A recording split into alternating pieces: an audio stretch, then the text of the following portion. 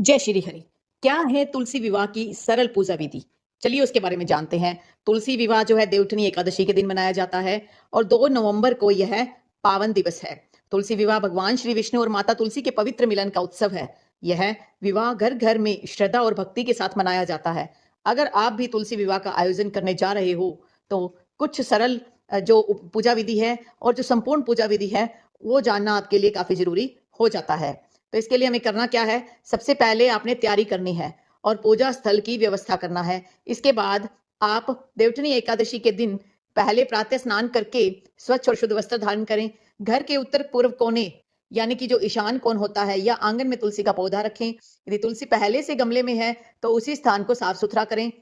पूजा स्थल को गंगा जल से शुद्ध करें और पीले या लाल रंग का आसन बिछाएं। भगवान विष्णु या शालीग्राम जी की मूर्ति या प्रतिमा तुलसी माता के समीप स्थापित करें। 4 केले के पौधों, नारियल और आम के पत्तों से एक छोटा सा मंडप तैयार करें। यह विवाह मंडप का प्रतीक माना जाता है। इसके बाद तुलसी माता और विष्णु भगवान की सजावट करना है। उसके लिए तुलसी माता को लाल चुनरी, फूलों की माला, सिंदूर, बिंदी और चूड़ियों से सजाएं। तुलसी के गमले पर हल्दी का लेप करें और मंडप के चारों ओर दीप जलाएं। भगवान विष्णु या शालीग्राम जी को धोती, जनेऊ और फूलों की माला पहनाएं। तुलसी और विष्णु जी के सामने एक छोटी सी वेदी बनाएं जिस पर पूजा सामग्री रखें, जैसे कि फूल, चावल, दीपक, धूप, हल्दी, कुमकुम, नारियल, मिठाई, पान सुपारी, फल आदि। अब जानते हैं विवाह की मुख्य पूजा विधि। सबसे पहले ओम तुलसी नमः और ओम नमो भगवते वासुदेवाय मंत्रों का जाप करते हुए भगवान विष्णु और तुलसी माता का आह्वान करें। इसके बाद श्री गणेश जी का ध्यान कर अवरोध निवारण की प्रार्थना करें।